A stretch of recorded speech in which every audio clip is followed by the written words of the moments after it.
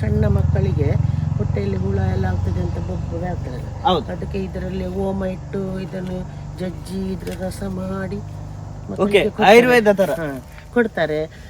ದನ ಕರುಗಳಿಗೆ ಹಾಗೆ ಇವತ್ತು ಕರು ಹಾಕಿದ್ರೆ ನಾಳೆ ಬೆಳಿಗ್ಗೆ ಇದ್ರದ್ದು ರಸ ಹಾಕಿ ಹಿಂಡಿ ಹೊಟ್ಟೆಗೆ ಕೊಡ್ತಾರೆ.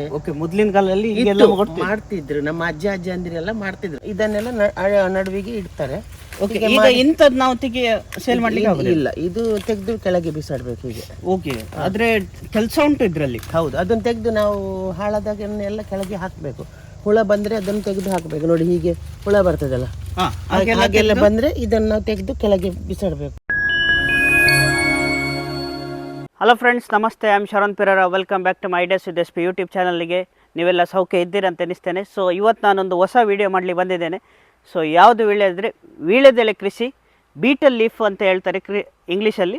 ಸೊ ಇದರ ಕೃಷಿ ನೀವು ನೋಡ್ಬೋದು, ಎಷ್ಟು ಒಳ್ಳೆ ಕಾಣ್ತಾ ಉಂಟದ, ಫುಲ್ ಗ್ರೀನರಿಯಾಗಿ ಕಾಣ್ತಾ ಉಂಟು. ಸೊ ಇದರ ಬಗ್ಗೆ ನಾವು ತಿಳಿಯೋಣ.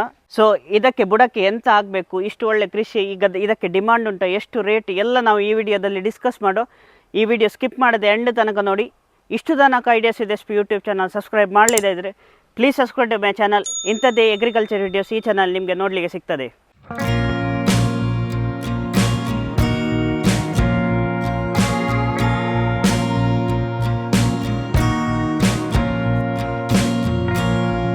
ಫ್ರೆಂಡ್ಸ್, ನಮ್ಮೊಟ್ಟಿಗಿದ್ದಾರೆ ಮೊನಿಕಾ ಮ್ಯಾನೇಜರ್ಸ್.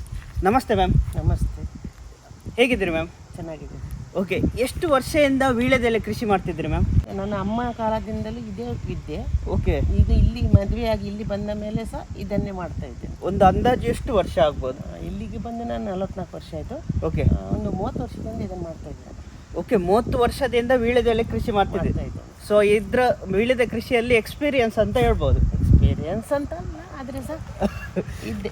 ಓಕೆ, ಇದರಲ್ಲಿ ವೆರೈಟಿ ಉಂಟಾ? ಇದು ಯಾವುದು ಕೃಷಿ? ಇದು ಕೋಲ್ಬಲ್ಲೆ ಅಂತ ಹೇಳ್ತಾರೆ. ಕೋಲ್ಬಲ್ಲೆ 2 ವಿಧದಿದೆ. ಅದರಲ್ಲಿ ಇನ್ನೊಂದು ವಿಧ ಇದೆ, ಅದು ಒಳ್ಳೇದಿಲ್ಲ ಅಂತ ಹೇಳ್ತಾ ಇದ್ದಾರೆ. ಅದಕ್ಕೆ ನಾವು ಇದನ್ನೇ ಮಾಡಿದ್ವಿ. ಓಕೆ, ಇದು ಮಾರ್ಕೆಟಲ್ಲಿ ಡಿಮಾಂಡ್ ಉಂಟು? ಡಿಮಾಂಡ್ ಉಂಟು. ಓಕೆ, ಸೊ ಇದು ಒಂದು ಗಿಡ ಎಷ್ಟು ವರ್ಷ ಬರ್ತದೆ? ಅದು ನಮ್ಮ ನಶೀಬಿನ ಮೇಲೆ ಉಂಟು. ಒಂದೊಂದ್ಸಲ ಒಳ್ಳೆದಾಗಿ ಒಂದು 20-30 ವರ್ಷ ಇರ್ತದೆ. ಇಲ್ಲದಿದ್ರೆ ಒಂದು 4-5 ವರ್ಷದಲ್ಲಿ ಕೂಡ ಹಾಳಾಗಿ ಹೋಗ್ತದೆ. ರೋಗ ಬರ್ತದೆ. ಸೊ ರೋಗ ಬಂದರೆ ಎಂತ ಮಾಡಬೇಕು? ನಮಗೆ ಮದ್ದು ಹಾಕ್ಲಿಕ್ಕೆ ಆಗೋದಿಲ್ಲ. ಅದು ಹೊಟ್ಟೆಗೆ ಇದು ಬಾಯಲ್ಲಿ ಅಗಿತಾರಲ್ಲ. ಹೌದು, ಅದರಿಂದ. ಓಕೆ, ಸೊ ರೋಗ ಇಲ್ಲಿ ಬಂದು ಹಾಳಾಗಿದ? ಇದರ ಮೊದಲು ನನ್ನ ಹತ್ರ ಇತ್ತು ಬೇರೆ ಕಡೆ, ಅಲ್ಲಿ ಬಂದಿತ್ತು. ಓಕೆ, ಮತ್ತೆ ಅದು ಮೊನ್ನೆ 2 ವರ್ಷ ಮತ್ತೆ ನಾನು ಮಾಡಲಿಲ್ಲ, ಮತ್ತು ಪುನಃ ಇಲ್ಲಿ ಮಾಡಿದೆ. ಅದರಿಂದ ಇದು ಅದರ ಮೇಲೆ ಇದೆ. ಓಕೆ, ರೋಗ ಬಂದರೆ ಲಾಸೇ ನಿಮಗೆ, ತೆಗೆದು ಬಿಸಾಡಲೇಬೇಕು. ಅದು ತನ್ನಷ್ಟಕ್ಕೆ ಸಾಯ್ತದೆ. ತನ್ನಷ್ಟೇ ಅದು ಸ್ಪ್ರೆಡ್ ಆಗ್ತದೆ. ಆಗ್ತದೆ ಅದು. ಅದರಿಂದ ನೀರು ಹರಿದು ಕೆಳಗೆ ಹೋದರೆ ಕೆಳಭಾಗದಲ್ಲಿ ನಾವು ಮಾಡಿದರೆ ಅದು ಮತ್ತು ಪುನಃ ಹಾಳಾಗ್ತದೆ. Okay okay. ಮತ್ತೆ ಎಷ್ಟು ಎತ್ತರ ಹೋಗ್ತದೆ ಇದು? ನಾವು ಇಟ್ಟ ಹಾಗೆ ನಾವು 6 ಫೀಟ್ ಇಡಬೇಕು. ಅದರಿಂದ ಮೇಲೆ ಇಟ್ಟರೆ ನಮಗೆ ತೆಗಿಲಿಕ್ಕೆ ಕಷ್ಟ. ಹೌದು, ಏಣಿ ಇಡಬೇಕಾಗ್ತದೆ. ಓಕೆ, ಮತ್ತೆ ಒಂದು ಗಿಡದಿಂದ ಒಂದು ಗಿಡಕ್ಕೆ ಎಷ್ಟು ಅಂತರ ಇಡಬೇಕು? ಒಂದು ಗೇಣ ಅಷ್ಟು ಅಂತರದಲ್ಲಿ ನಾವು ನೆಡಬೇಕು. ಯಾಕಂದರೆ ಇದು ಮಾಡಲಿಕ್ಕೆ ಅದಕ್ಕೆ ಬುಡಕ್ಕೆಲ್ಲ ಹಾಕಲಿಕ್ಕೆ ಬೇಕಲ್ಲ, ಹಾಗೆ. ಓಕೆ, ಮತ್ತೆ ಒಂದು ರೋ ಇಂದ ಇನ್ನೊಂದು ರೋಕ್ಕೆ ಎಷ್ಟು ಗ್ಯಾಪ್ ಇಡಬೇಕು ನಾವು? ನಾವು ನಡ್ಕೊಂಡು ಹೋಗ್ಲಿಕ್ಕೆ ಎಷ್ಟು ಜಾಗ ನೋಡಿ ಹೀಗೆ. ಹೌದು, ಅದೆಲ್ಲ ಅಷ್ಟು ಜಾಗ ಇಡಬೇಕು ನಾವು. ಓಕೆ, ಮತ್ತೆ ಇದಕ್ಕೆ ನೀವು ಬುಡಕ್ಕೆ ಎಂತೆಲ್ಲ ಹಾಕ್ತೀರಿ? ಹಟ್ಟಿ ಗೊಬ್ಬರ ಮತ್ತು ಸಗಣಿ. ಹಟ್ಟಿ ಗೊಬ್ಬರ ಇಡೋದು, ಅದರ ಮೇಲೆ ಸಗಣಿ ನಾವು ಡ್ರಮ್ಮಲ್ಲಿ ಎಲ್ಲ ಹಾಕಿ ಇಟ್ಟು ಕಲಕಿ ಅದರ ನೀರನ್ನು ಹಾಕೋದು. ಆಮೇಲೆ ಒಂದು ನೀರು ಸ್ಪ್ರೇ ಮಾಡೋದು. ಓಕೆ, ಗೌರ್ಮೆಂಟ್ ಗೊಬ್ಬರ ಯೂಸ್ ಮಾಡಿಲ್ಲ? ಇಲ್ಲ ಮಾಡಲ್ಲ. ಎಂತ ಇದ್ರು ಆರ್ಗ್ಯಾನಿಕ್. ಓಕೆ, ಮತ್ತೆ ನೀವು ಇದು ಎತ್ತರದಲ್ಲಿ ಕಟ್ಟಿದ್ದೀರಿ. ಸೊ ಇದು ಯಾಕೆ ಮಾಡೋದು, ಹೀಗೆ ಯಾಕೆ? ಎತ್ತರದಂದರೆ ಮಳೆಗಾಲದಲ್ಲಿ ನೀರು ನಿಂತರೆ ಕೊಳೆತು ಹೋಗ್ತದೆ. ನೀರು ನಿಲ್ಬಾರ್ದು. ಆದರೆ ನೀರದು ಅಗತ್ಯ ಉಂಟು. ನೀರು ಬೇಸಿಗೆ ಕಾಲದಲ್ಲಿ ಬೇಕು. ಓಕೆ, ಮಳೆಗಾಲದಲ್ಲಿ ತುಂಬ ನೀರು ನಿಂತರೆ ಅದು ಕೊಳೆತು ಹೋಗ್ತದೆ ಕೂಡ. ಓಕೆ, ಎಷ್ಟು ನೀರು ಬೇಕಾಗ್ತದೆ ಒಂದು ದಿವಸಕ್ಕೆ? ಎಷ್ಟು ನೀರು? 2 ನಾವು ಸಾಯಂಕಾಲ ಒಂದೊಂದು ಗಂಟೆ ನೀರು ಬಿಡ್ತೇವೆ ಅದಕ್ಕೆ. ಅಂದರೆ ಪೈಪಲ್ಲಿ ಬಿಡುದು.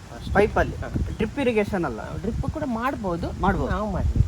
ಓಕೆ, ಕೈಯಲ್ಲಿ 1 ಗಂಟೆ ಬಿಡ್ತೀರಿ ಇದಕ್ಕೆ? ಅಷ್ಟು ನೀರು ಬೇಕು. ಓಕೆ, ನೀವು ಸಂಜೆ ಬಿಡುದು? ಹೌದು. ಯಾರಾದ್ರೂ ಬೆಳಿಗ್ಗೆ ಬಿಡ್ಬೋದು. ಒಳ್ಳೇದು, ಬಿಡ್ಬೋದು. ಹೌದು.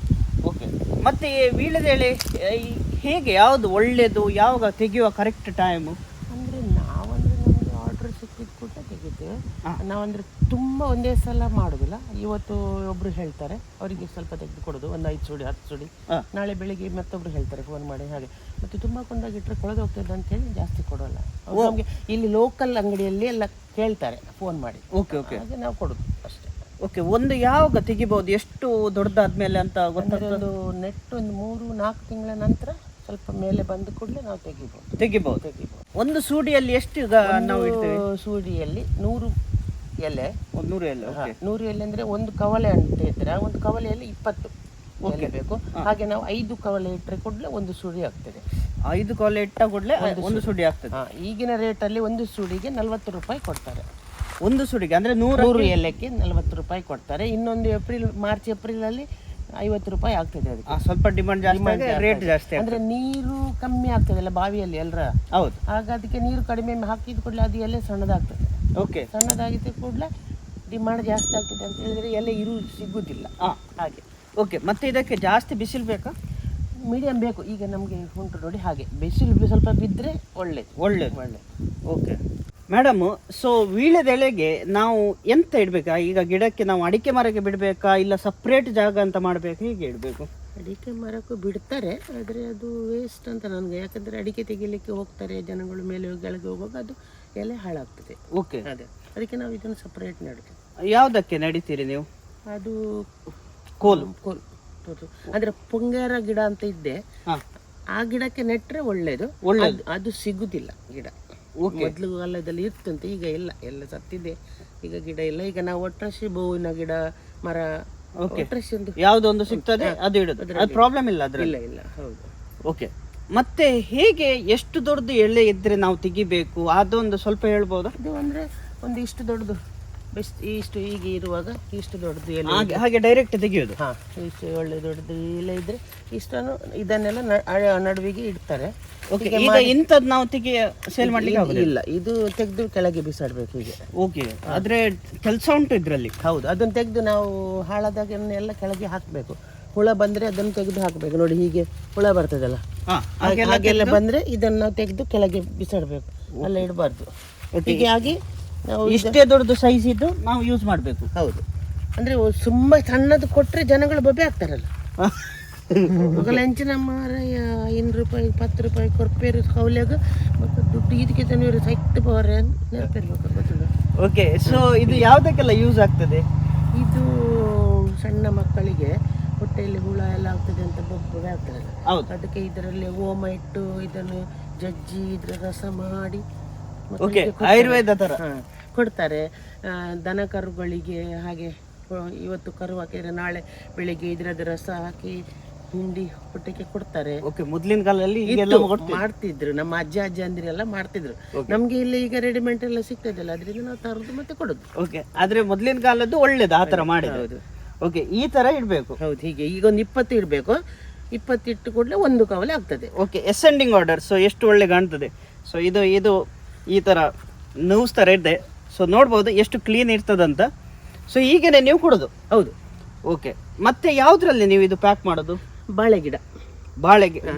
ಇದು ಬಾಳೆ ಗಿಡದ ಎಲೆ ಉಂಟಲ್ಲ, ಇದನ್ನು ಹೀಗೆ 20 ಎಲ್ಲ ಇಟ್ಟು ಹೀಗೆ ಸೌಂಡ್ ಮಾಡಿ ಆಮೇಲೆ ಹೀಗೆ ಕಟ್ಟಿ. ಓಕೆ, ಫೋಲ್ಡ್ ಮಾಡೋದು ಕಟ್ ಆಗೋದಿಲ್ವಾ? ಏನಾಗುದಿಲ್ಲ. ಓಕೆ ಓಕೆ, ಇದನ್ನ ಅಂಗಡಿಯಲ್ಲಿ ಕೂಡ ಹೀಗೆ ಮಾಡಿ ನಮ್ಗೆ ಕಟ್ಟಿ ಕೊಡ್ತಾರಲ್ಲ. ಓಕೆ, ಹೌದು, ಪೇಪರ್ ಅಲ್ಲಿ. ಹೌದು, ಒಂದು ಕವಲೆ ಕೊಟ್ಟರೆ ಕೇಳಿದ್ರೆ. ಹೌದು. ಮತ್ತೆ ಇದಕ್ಕೆ ನೀವು ಗಿಡಕ್ಕೆ ಎಂತ ಕಟ್ತೀರಿ? ರೌಂಡ್ ಕಟ್ಲಿಕ್ಕೆ ಇದು ಬಾಳೆದ್ದು ಬಾಳೆದಗ್ಗ. ಬಾಳೆದಗ್ಗ, ಬಾಳೆ ಗಿಡದ್ದು. ಓಕೆ, ಅದು ನಮ್ದು ಆರ್ಟಿಫಿಷಿಯಲ್ ಆಗೋದಿಲ್ಲ? ಆರ್ಟಿಫಿಷಿಯಲ್ ಅದು ಪ್ಲಾಸ್ಟಿಕ್ ಎಲ್ಲ. ಹೌದು, ಪ್ಲಾಸ್ಟಿಕ್ ಆಗೋದಿಲ್ಲ, ಇದಕ್ಕೆ ಆಗೋದಿಲ್ಲ. ಬಾಳೆ ಗಿಡದ್ದೇ ಬೆಸ್ಟ್. ಹೌದು, ಬಾಳೆ ಗಿಡದ್ದು ಹಗ್ಗ ಇರ್ತದಲ್ಲ, ಅದು ಒಣಗಿಸಿ ಇಡ್ತೇವೆ, ಅದರಿಂದ ಕಟ್ಟುದು. ಓಕೆ, ಇದಕ್ಕೆಂತ ಡೈಲಿ ಕೆಲಸ ಉಂಟಾ? ಇದಕ್ಕೆ ಅಂದ್ರೆ ನೀರು ಹಾಕುದು ಈಗ ಹಾಕಲೇಬೇಕು ದಿನಾಲು. ಓಕೆ, ಒಂದು ತಿಂಗಳಿಗೆ ಒಂದ್ಸಲ ಇದು ಗೊಬ್ಬರ ಇಡಬೇಕು. ಓಕೆ, ತಿಂಗಳಿಗೆ ಒಂದ್ಸಲ. ಮತ್ತೆ 8 ದಿವಸಕ್ಕೆ ಒಂದ್ಸಲ ಅದು ಡ್ರಮ್ ಅಲ್ಲಿ ನಾವು ಹಾಕಿ ಇಡ್ತೇವೆ ಸೆಗಣಿ. ಅದನ್ನು ಕಲಕ್ಕೆ ಮತ್ತೆ ಅದಕ್ಕೆ ಹಾಕ್ಬೇಕು. ಓಕೆ, ಇದಕ್ಕೆ ಹುಲ್ಲು ಬರುವಾಗ ತೆಗಿಬೇಕು. ನೋಡಿ ಈಗ ಬಂದಿದೆಲ್ಲ, ಇದಕ್ಕೆ ಮೇಲೆವರೆಗೆ ಬರ್ತದೆ. ಇದನ್ನು ನಾವು ಹೀಗೆ ಮಾಡಿ ತೆಗೆದೆಲ್ಲ ಕ್ಲೀನ್ ಮಾಡಿ ಇಡಬೇಕು. ಹೌದು, ಈಗ ಇಲ್ಲಿ ಎಷ್ಟು ಇದ್ರು ಇದೆಲ್ಲ ಕ್ಲೀನ್ ಉಂಟು, ಕ್ಲೀನ್ ಇಡಬೇಕು. ಓಕೆ, ಮತ್ತೆ ಹೊಸೊಬ್ರು ನಡೆಯೋದಾದ್ರೆ ಯಾವಾಗ ಕರೆಕ್ಟ್ ಟೈಮ್ ನಡೆಯೋದು? August correct. ಮತ್ತೆ ಇಳುವರಿ ಯಾವಾಗ ಬರ್ತದೆ? ಅದೊಂದು 3-4 ತಿಂಗಳಲ್ಲಿ ಬರ್ತದೆ. ನೀವು ಸೇವೆ ಮಾಡಿದಷ್ಟು ಸೇವೆ ಮಾಡಿದ್ರೆ ಮಾಡಿದಷ್ಟು ಬೇಗ ಬರ್ತದೆ. ಓಕೆ, ಕೆಲಸ ಮಾಡಿದ್ರೆ ಬೇಗ ಬೇಗ ಬರ್ತದೆ. ಓಕೆ, ಇಳುವರಿ ಒಳ್ಳೆ ಬರ್ತದೆ. ಒಳ್ಳೆ ಬರ್ತದೆ. ಹೌದೌದು. ಮತ್ತೆ ಇದಕ್ಕೆ ಕೆಂಪು ಮಣ್ಣು, ಕಪ್ಪು ಮಣ್ಣು, ಆ ಥರ ಮಣ್ಣು ಅಂದ್ರೆ ಇದರ ಬದಿಗೆ ಕೆಂಪು ಮಣ್ಣು ಹಾಕಿದ್ರೆ ಹಾ. ಬೇರು ಒಳ್ಳೆ ಬರ್ತದೆ ಅಂತ ಹೇಳ್ತಾರೆ. ಮಾಡ್ಬೇಕು, ಆದ್ರೆ ನಾವು ಮಾಡ್ಲಿಲ್ಲ. ಅಂದ್ರೆ ಕೆಂಪು ಮಣ್ಣು ತರ್ಲಿಕ್ಕೆ ಕಷ್ಟ, ನಾವು ಮುದುಕರಲ್ಲ, ಆಗುದಿಲ್ಲ ಅಂತ ಬಿಟ್ಟಿದ್ದೇವೆ. ಓಕೆ, ಸೊ ಈಗ ನೀವೇ ಮಾಡುದ, ಕೆಲಸಗಾರರು ಇಟ್ಟು ಮಾಡುದಾ? ಇಲ್ಲ, ಇದು ಕೆಲಸವನ್ನು ನಾನು ಮತ್ತೆ ನನ್ನ ಗಂಡ ಇಬ್ಬರೇ ಸೇರಿ ಮಾಡುದು. ಕೆಲಸದವರಿಗೆ ಇದರಲ್ಲಿ ಬರ್ಲಿಕ್ಕಿಲ್ಲ. ನೀವೇ ಮಾಡುದೆಲ್ಲ A to Z. ಇನ್ನು ಇದ್ರಲ್ಲಿ ಈಗ ಯಾರಾದ್ರೂ ಕೇಳಿದ್ರೆ ನೀವು ಸೇಲ್ ಮಾಡ್ತೀರಾ ಇಂಥ ಗಿಡವನ್ನು? ಮಾಡ್ತೇವೆ, ಆದ್ರೆ ಅದರದ್ದು ಎಷ್ಟು ದೊಡ್ಡ ದಂಟು ಕೊಡ್ಬೇಕಾಗ್ತದೆ, ಒಳ್ಳೇದು ಬೆಳತದ್ದು. ಓಕೆ, ಅದು ಒಂದೊಂದ್ಸಲ ಕೊಟ್ರೆ ನಮ್ದು ಖಾಲಿ ಆಗ್ತದೆ ಅಂತ ಹೇಳಿ ಹೇಳ್ತಾರೆ ಮೊದ್ಲಿನವರು. ಬೇರೆಯವರಿಗೆ ಕೊಟ್ರೆ ನಿಮ್ದು ಹಾಳಾಗ್ತದೆ ಅಂತ ಹೇಳ್ತಾರೆ. ಆದ್ರೆ ನಾವು ಒಂದ್ಸಲ ಕೊಟ್ಟಿದ್ದೇವೆ ಲಾಸ್ಟ್ ಇಯರ್, ದೇವರ ಏನ್ ಮಾಡ್ಲಿಲ್ಲ. ಓಕೆ, ಮತ್ತೆ ಒಂದು ಗಿಡದ್ದು ಇದು ತೆಗ್ದು ಚಿಗುರು ತೆಗ್ದು ನಾವು ಬೇರೆ ಗಡ್ಡೆ ನೆಟ್ರೆ ಆಗ್ತದೆ? ಆಗ್ತದೆ. ಓಕೆ, ಒಂದು ಗಿಡಕ್ಕೆ ಎಷ್ಟು ಉಂಟು ಈಗ ರೇಟ್ ಗೊತ್ತಿದೆ? ಈಗ ನಾವು ಈ ಲಾಸ್ಟ್ ಟೈಮಿಗೆ ಅಂದ್ರೆ ಪಾಪದವರಿಗೆ ಹೀಗೆ ಕೊಟ್ಟದ್ದು, ದುಡ್ಡಿಗೆ ಕೊಡ್ಲಿಲ್ಲ. ಓಕೆ, ಅದೇ ನಾವು ದುಡ್ಡು ಅಂತ ಕೇಳಲಿಲ್ಲ, ಹೀಗೆ ಕೊಟ್ಟಿದ್ದೇವೆ. ಓಕೆ, ಸರಿ. ಸೊ ಆಯ್ತು ಮ್ಯಾಮ್, ನಿಮ್ಮ ಟೈಮ್ ಮತ್ತೆ ಇನ್ಫಾರ್ಮೇಶನ್ ತುಂಬಾ ಥ್ಯಾಂಕ್ಸ್. ಸೊ ತುಂಬಾ ಇನ್ಫಾರ್ಮೇಶನ್ ಸಿಕ್ಕಿದ್ದು. ಸೊ ಇನ್ನೂ ಸಹ ನಿಮಗೆ ಡೌಟ್ ಇದ್ರೆ, ಎಂಥ ಕ್ಲಾರಿಫಿಕೇಶನ್ ಇದ್ರೆ ಕಮೆಂಟ್ ಮಾಡಿ. ಸೊ ಮೇಡಮ್ ಹತ್ರ ಕ್ಲಾರಿಫೈ ಮಾಡಿ ನಿಮಗೆ ಕಮೆಂಟ್ಸಿಗೆ ರಿಪ್ಲೈ ಕೊಡ್ತೇನೆ. ಈಗ ನಾವು ನಮ್ಮ ವಿಡಿಯೋ ಎಂಡ್ ಮಾಡ್ತಿದ್ದೆ. ಈ ವಿಡಿಯೋ ಇಷ್ಟ ಆದರೆ ಲೈಕ್ ಮಾಡಿ, ಆದಷ್ಟು ಜನರಿಗೆ ಶೇರ್ ಮಾಡಿ. ಇಷ್ಟು ತನಕ ideas with SP YouTube channel subscribe ಮಾಡಲಿದ್ರೆ please subscribe to my channel, bell icon ಒತ್ತಿರಿ. ಇನ್ನು ನೆಕ್ಸ್ಟ್ ವಿಡಿಯೋಲಿ ಸಿಗುತ್ತೇನೆ. ಬಾಯ್ ಬಾಯ್.